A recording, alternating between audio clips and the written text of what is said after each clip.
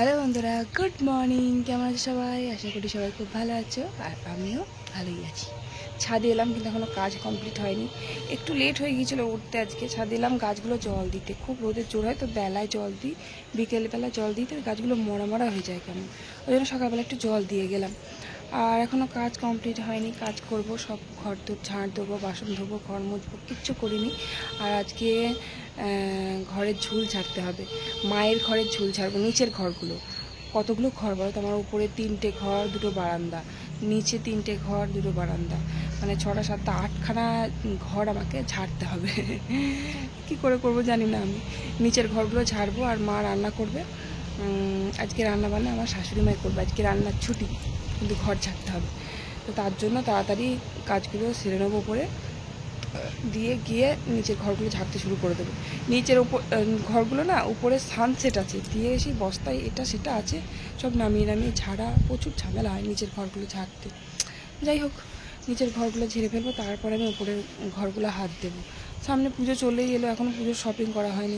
ঘরগুলো ঝাড়বো, ঘরের নোংরা সব আবর্জনা বার করবো, তারপর আমি শপিং করবো। ওই জামা কাপড় নিয়ে এসে দিয়ে ঘরে ঝুল টুল ছেড়ে একদম যাচ্ছে তাই অবস্থা হবে, তাই জন্য এখনও কেনাকাটা করতে যাইনি, যাব পরে যাব। চলো কাজ কমপ্লিট করে নিই। সবার প্রথমে তোমাদের বলি, ভিডিও দিতে পারিনি, 1 সপ্তাহ হয়ে গেল বড় ভিডিও দেওয়া হয়নি। মিনি ব্লগ দিয়েছি, জানি না তোমরা কে কতটা দেখেছো মিনি ব্লগ, কারণ সবাই তো মিনি ব্লগ আমার দেখে না। অনেকে বড় ভিডিও দেখতে ভালোবাসে, আবার অনেকে মিনি ব্লগ দেখতে ভালোবাসে। তো এবার কয়েক সপ্তাহ, মানে 1 সপ্তাহ মিনি ব্লগই দেওয়া হয়েছে। তো একটু ব্যস্ত ছিলাম প্রচণ্ড পরিমাণে, বুঝতেই পারছো পুজোর সময়। এই পুজো চলেই আসলো আর কয়েকদিন পর, তারপরে আবার আমাদের দোকানে পুজো আছে, বিশ্বকর্মা পুজো, ওই যে। তো এবার তার জন্য বাড়িতে প্রচুর কাজের চাপে না আমি ভিডিও ঠিকমতো দিতে পারিনি। ঘরটর ঝাড়ার কাজ, তারপরে মানে অনেক কাজ, জামা কাপড় কাচাকুচি, যাই হোক কদিন ভিডিও দিতে পারিনি কাজের চাপে। তো মিনি ব্লগটা আমি কষ্ট করে হলেও দিয়েছি। মিনি ব্লগ যারা দেখোনি তারা কিন্তু অবশ্যই দেখে নিও। মিনি ব্লগ কিন্তু আমি সপ্তাহ ধরে দিয়েছি প্রত্যেক দিন, শুধু কালকে দিতে পারিনি। যাই হোক, তো এবার বললাম ওই যে ঘরগুলো ঝাড়বো, নিচে মায়ের ঘরগুলো ঝাড়বো। তো এবার আমি সকালবেলায় উঠে পড়েছি, একটু তাড়াতাড়ি উঠেছি, ঘরগুলো ঝাড়বো। তো সকাল থেকে না ঝাড়লে না হবে না, অনেক দেরি হয়ে যাবে। তো মা বললো তোমাকে রান্নাঘরে আসতে হবে না, রান্নাটা আমি আজকে করে নিচ্ছি, তুমি একবারে সকাল থেকেই ঝাড়াটা শুরু করে দাও, তাহলে তাড়াতাড়ি হয়ে যাবে। তো আমি ওই যে ছাদে গাছগুলো জল দিয়ে দিলাম। এত রোদ দিয়েছে কয়দিন থেকে, বৃষ্টি নেই, দিয়ে একদম গাছগুলো মরে যাচ্ছে, আর খুব রোদের জোর দিয়েছে। এই বেলা 1টা 1:30টার দিকে এত পরিমাণ রোদের জোর, সে কি বলবো। তো গাছগুলো 2 বেলা করে জল না দিলে না মরে যাবে, তাই সকালে একটু জল দিয়ে দিলাম, আবার বিকেলবেলা যেমন দিই রোজ তেমনই দেবো। আর বড় ছেলের আজকে স্কুল নেই, ছুটি আছে, তাই জন্য আরও ঘরটা ঝাড়ছি। কারণ আমাদের ওই যে বললাম না, নিচে শাশুড়ি মায়ের ঘরে, মানে নিচের ঘরগুলো আর কি, নিচের ঘরে সানসেট রয়েছে। আগেকার দিনের ঘরে সমস্ত ঘর না, বেশিরভাগ মানুষই সানসেট করতো আগেকার দিনে। আমাদের উপরের ঘরে কিন্তু সানসেট নেই, বক্স সিস্টেম করে নিয়েছে উপরে জিনিসপত্র রাখার জন্য, কিন্তু সানসেট নেই। খুব বাজে লাগে দেখতে সত্যি করে। আমার বাপের বাড়িতেও আছে, 2টো ঘর আছে, 2টো না 3টে ঘর আছে, 3টে ঘরেই সানসেট আছে। তো এবার সেই আগেকার মানে মানুষরা এরকম সানসেটটাই পছন্দ করতো জিনিসপত্র রাখার জন্য। তো সেই নিচের ঘরে 2টো ঘরেতেই সানসেট রয়েছে, তো তার জন্য ওই সব জিনিসগুলো না নামাতে হয়, নামিয়ে নামিয়ে ঝাড়তে হয়, আবার ছেড়ে মুছে আবার তুলতে হয়। ওই জন্য একটু একজন থাকলে না একটু ভালো হেল্প হয়। শনি আর রবিবারটা তো বড় ছেলের ছুটি থাকে, ওই 2টো দিনই আর কি ওকে পাওয়া যাবে, তাছাড়া ওর তো সময়ই নেই। যাই হোক, আর আমার শাশুড়ি মা যে রান্না করবে, তারপরে খেতে দেওয়ার ব্যাপার আছে, তাই জন্য মা পুরো রান্নাঘরটা সামলাবে, আর আমি ঘর দৌড়ের কাজটা পুরো একদম কমপ্লিট করে নেব। আর আমাদের ঝুল যা হয় ঘরে এসে কি বলবো, অতি জঘন্য, ঘরে ধুলো ঝুল, প্রচুর পরিমাণে ধুলো হয় বিশেষ করে। তো এবার ওই সব জিনিসপত্র আমার ছেলে আর আমি দুজন মিলে একসাথে হাতে হাত লাগিয়ে কাজ কমপ্লিট করে নেব, ঝোল ছেড়ে নেব। আর উপরের ঘরে আমার খুব একটা ঝামেলা নেই, শুধু জাস্ট ঝোল ঝাড়াটাই কাজ, তাছাড়া কোনো নামানো ঝামানো সব ঝামেলা টামেলার কিছু নেই। ঝোলটা ছাড়লেই আমার উপরের ঘরগুলো ঝাড়া হয়ে যাবে। তো এবার আমি কি করি, টাইলসগুলো একটু সার্ফ জল দিয়ে একটু মুছি।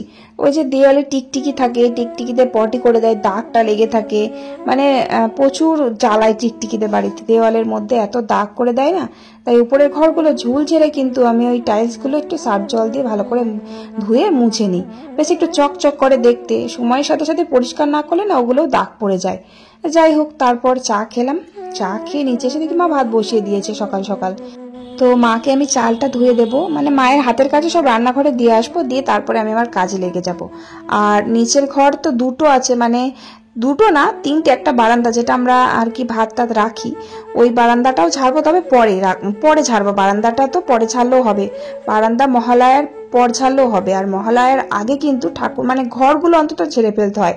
আমার শাশুড়ি মা বলে যে মহালয়ার আগে ঘর ঝেড়ে ফেলতে হয়, মহালয়া হয়ে গেলে কিন্তু ঘর আর ছাড়তে নেই, কিন্তু বাইরে ছাড়া যাবে। তো বারান্দাগুলো ভাবছি পরে ছাড়বো, ঘরগুলো তো অন্তত ঝেড়ে নিই। তো এবার দুটো ঘর, আমার তো নিচে তিনটে ঘর আছে। একটা যে ঘরটা আমরা আগে থাকতাম আর কি, নিচে যখন নিচে থাকতাম ওই ঘরটাতে চালের বস্তা, তারপরে সেই ধানের বস্তা, এটা সেটা আছে। কিছুদিন আগেই আমি ওটা ঝেড়েছিলাম, ওই যে আলু এনে ঢালার জন্য আর কি, ওই ঘরটা একটু পরিষ্কার করেছিলাম। তবুও ঘরে চুল হয়ে গেছে, তবে যখন বারান্দাটা ছাড়বো ওই ঘরটাও একটু ঝাঁটা দিয়ে আর কি ঝেড়ে নেব। যাই হোক, অত চাপ নেই ওই ঘরটা, কিন্তু দুটো ঘর খুব মানে পরিমাণে নোংরা হয়ে আছে। 2-3 বছর আমি ঝাড়তেই পারিনি। মানে আমার ননদের বিয়ের আগে কিন্তু নিচের ঘরগুলো ঝাড়া হয়েছিল, ননদের বিয়ে হয়ে গেল 3 বছর হয়ে গেল, তা ঘর কিন্তু ঝাড়া হয়নি। তা মানে মা, আমার শাশুড়ি মা যেটুকু পেরেছে ওপর ওপর হালকা করে ঝেড়েছে। তাই ভাবছি যে মায়ের ঘরগুলো আগে ভালো করে ঝেড়ে দিই।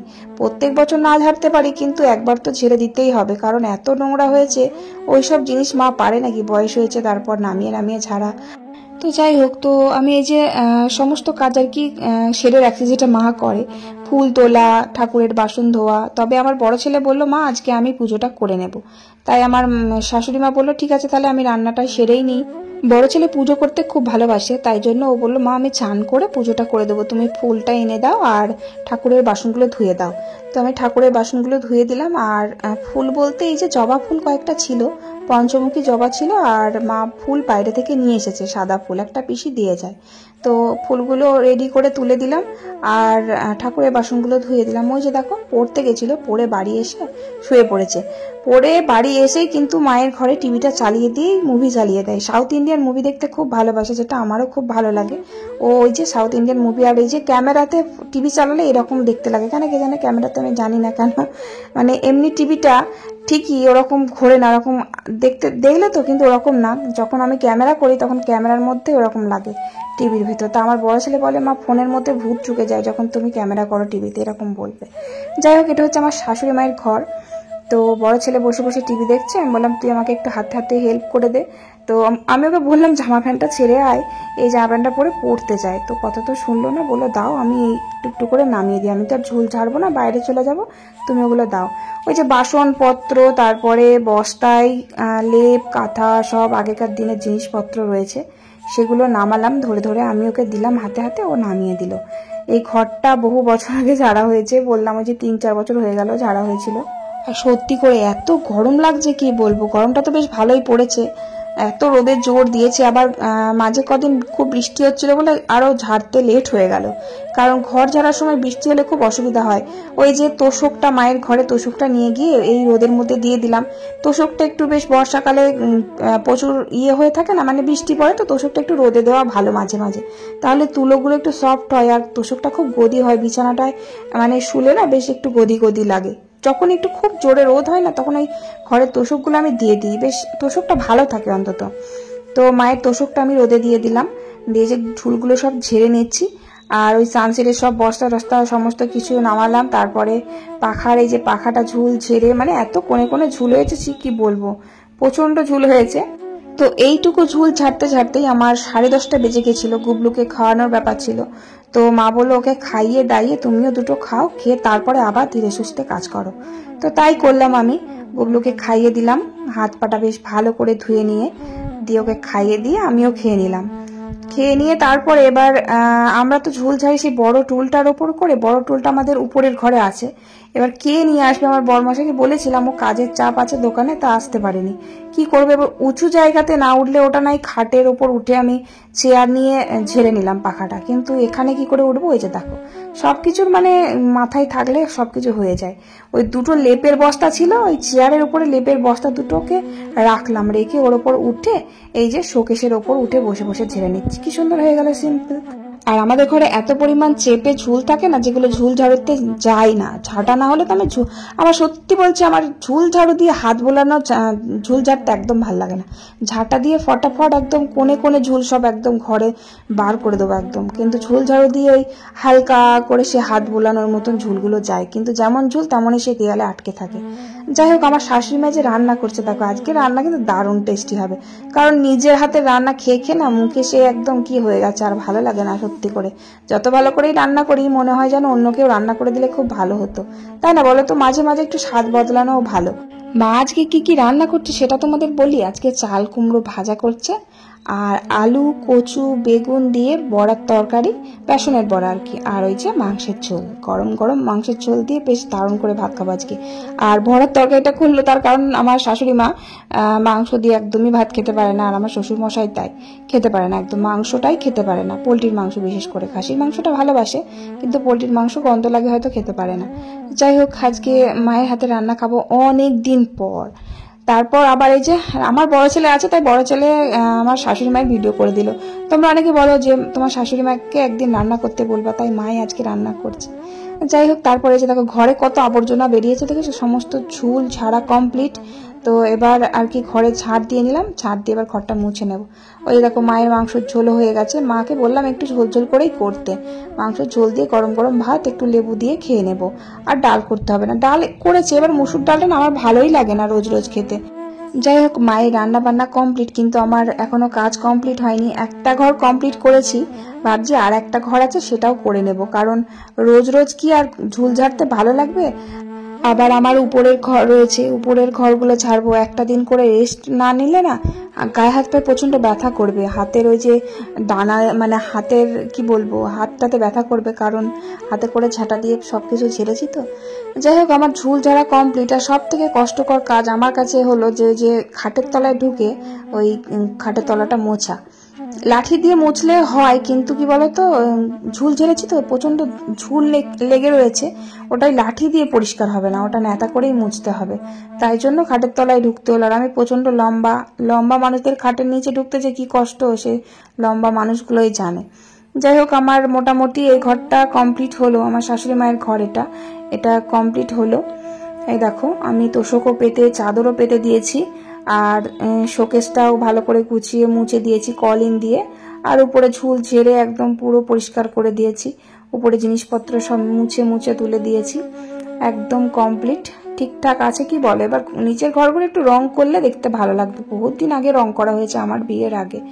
যাই হোক, তারপর আবার এই যে আমার শ্বশুর মশাই মানে এই ননদ যে ঘরে থাকতো আর কি, আমাদের ঘরের ভিতর দিয়ে তো যাতায়াত, এটা একটু একটা ঘর, এই ঘরটাতে আমার ননদিনী থাকতো। তো আমি এই ননদির ঘরে কিন্তু ওই সানসেটের ওপর উঠে পড়েছি, কারণ এটা আর লাগান পাচ্ছি না। টুলটা তো নামানো হয়নি, টুল উপরে রয়েছে, এটা চেয়ারে করে একদমই লাগান পাচ্ছি না। আর খাটটা অনেকটা নিচু, খাটে দাঁড়িয়েও হচ্ছে না, তাই সানসেটের ওপর উঠে পড়েছি, খাটের ওপর একটা চেয়ার নিয়ে। অসুবিধা হয় না, এই সানসেটটা অনেকটা চওড়া আছে, তাই জন্য অসুবিধা হয় না। আর মায়ের ঘরে সানসেটে ওঠা খুব ভয়ঙ্কর, একদম মাথা নিচু করে রাখতে হবে, খুবই নিচু। যাই হোক, উঠেছি, নামতে আর পারছি না, এত ভয় লাগছিল। যাই হোক, কষ্ট মষ্ট করে নামলাম, নামতে খুব ভয় লাগছিল, মনে হচ্ছে যদি হুবড়ি খেয়ে পড়ে আমার মুখ চুখ ভেঙে যায়। তো সানসেটের উপর এত পরিমাণ জিনিস ছিল, সেই সব জিনিসগুলো নামিয়ে ঝুল ঝেড়ে মুছে তুলে দিলাম। তারপরে যে দেখো আলমারির ওপর উঠে পড়েছি ভূতের মতন, দিয়ে যে উপরটা পরিষ্কার করছি। এবার নিচ থেকে না আলগা আলগা করে ঝাড়া যাচ্ছে না, লাগান পাচ্ছি না, আরো হাত যেন ব্যথা করছে, তাই আলমারির ওপর উঠে পড়েছি। অতটা ওয়েট নেই যে আলমারি উল্টে যাবে, তবে আলমারিটা প্রচুর ভারী, আলমারির ভেতর যে কত কি আছে তার ঠিক নেই। যাই হোক, তারপর সব ওপরে ঝোল ঝাড়া কমপ্লিট, ওপরে সব জিনিসপত্র তুলে দিয়েছি। এই ঘরটা বাবা সারাদিন শুয়ে থাকে, বাবা তো অসুস্থ, বাবা সারাদিন এই ঘরটা শুয়ে থাকে। আর বাবা তোষকটাও আজকে রোদে দিয়ে দিয়েছি। আর এই খাটটা তো লোহার খাট, খুবই হালকা, খুব একটা ভারী নেই, তাই খাটটা সরিয়ে একদম খাটটা উল্টে পাটাগুলো ধরে, বড় ছেলেটা আমি দুজনা মিলেই ধরাধরি করে পাটাগুলো উল্টে সব খাটের নিচটা একদম ভালো করে ঝেড়ে দিলাম। তারপরে যে দরজায় হাত দেয় তো সব, এবার যে যা পারে নোংরা হাতেই দরজায় হাত দেয়, তাই আমি একটু ওই বাসন মাজা সাবান দিয়ে দরজাগুলো পরিষ্কার করে দিলাম। কি নোংরা হয়েছিল, এবার সাবানটা দিয়ে যখন ঘষছি না, পুরো পরিষ্কার হয়ে ঝকঝকে হয়ে গেল একদম। এত মানে আঙুলের ছাপ ছিল, হাতের দাগ ছিল, নোংরা লাগছিল। এবার সারা ঘর পরিষ্কার করলাম, দরজাটা এরকম নোংরা, তাই জন্য পরিষ্কার করে দিলাম। তো কাঠের জিনিস করতে নেই, তবু আমি করলাম। ব্যাস এই বছরকার মতন এই ঘর দুটো আমার ঘর ছাড়া একবারে কমপ্লিট হয়েছে। দেখো সব কিছু তুলে দিয়েছি, কম জিনিস দেখো কতগুলো বস্তা আছে, দেখো কোটো কাটা বালতি, বাপরে বাপ। দেখো মোটামুটি সব কমপ্লিট হয়েছে, তোষকটা এনে পেতে দিয়েছি, কিন্তু এখন ওই বিছানাটা পাতা হয়নি। তারপর উপরে এলাম, আর আমার ঝুল ঝাড়া কমপ্লিট হয়েছে পুরোপুরি 3টে বাজে, তখন 3টের সময় আমার ঝুল ঝাড়া কমপ্লিট হয়েছে। তো এবার উপরে এসে দেখি একটু জল খাবো, জল নেই ড্রামের মধ্যে, এত জল তেষ্টা পেয়েছে কি বলবো। সকালে জল খেয়েছি, সকালে আমি ওই কলের জলই খাই, কলের জলটা খুব একটু মানে গন্ধ লাগে। এটা কেনা জল তো, কেনা জলটা অতটা গন্ধ লাগে না, মানে যেটা যা খেয়ে অভ্যস্ত। আগে কিন্তু কলের জলই খেতাম, কেনা জল একদম খেতে পারতাম না, তিতকুটে লাগতো। যাই হোক, তারপর জল খেয়ে মানে শরীরটা ঠান্ডা করলাম, চান করলাম। চান করে গুবলু সোনা কিন্তু আমার শাশুড়ি মা খাওয়াতে বসেছিল, জানো তো। এবার বেলা হয়ে যাচ্ছে, আমার চান করতে দেরি হচ্ছে বলে মা ওকে ভাত মেখে খাওয়াতে বসেছিল, কিন্তু উনি যে কারো কাছে খায় না, মায়ের কাছে বাবার কাছে কারো কাছে খেতে চায় না। ওর বাবার কাছে যদিও খায়, তো এবার আমার শাশুড়ি মায়ের কাছে মোটেই খেতে চায় না। তাই আমি ওই যে ভাতগুলো মায়ের কাছ থেকে নিয়ে এসে আবার ওকে খাইয়ে ঘুমটা পাড়িয়ে দিলাম। তারপর এই আমি খেতে বসলাম, আর এত খিদে পেয়েছে, হাত পা পুরো কাঁপছিল। আর তার উপরে আবার মাংসের ঝোল ভাত, সত্যি কি বলতো, খুব খিদে পেলে না এরকম মাংসের ঝোল ভাত থাকলে মনটা ভরে যায় সত্যি করে। আর একটু বড়ার তরকারিও নিয়ে এসেছি, আমার তো ভীষণ ভালো লাগে বড়া দিয়ে কচু দিয়ে বেগুনের যে তরকারিটা আমার শাশুড়ি মা করেছে, এত সুন্দর হয়েছে সত্যি, আমি বলে বোঝাতে পারবো না। আমার খুব ভালো লেগেছে, অনেকদিন পর মনে হচ্ছে একটা অন্যরকম রান্না খেলাম, অনেকদিন পর। এতদিন তো নিজের হাতে রান্না খেয়েছি, মা আগে রান্না করতো, এখন আর আমি রান্না করি, মা তাই করে না। তো এবার অনেকদিন মাঝে মাঝে ভাবছি যে মাকে বলবো যে একটু রান্না করতে, মাঝে মাঝে মায়ের হাতে রান্না খেতেও ইচ্ছে করে। যাই হোক, খুব টেস্টি লাগলো, খুবই টেস্টি লাগলো। তো তারপর খাওয়া দাওয়া করে আমি একটু রেস্ট নিয়েছি, তারপরে বাসনগুলো মেজেছি। শরীর যেন চলছে না, কিন্তু কি করবো, বাসন তো আর ফেলে দেওয়া যায় না, ফেলে রাখা যায় না। হাত পাগুলো এত ব্যথা যন্ত্রণা করছিল, খুব অসুস্থ লাগছিল। তো কোনো রকম বাসনগুলো ধুয়ে তারপর এই যে সন্ধে দিচ্ছি, সন্ধে লেগে গেছে। ছাদের কাছে জল দিতে গেছিলাম একটু বিকেলবেলার দিকে, তারপরে এই যে সন্ধে লেগে গেছে, সন্ধেটা দিয়ে দিলাম।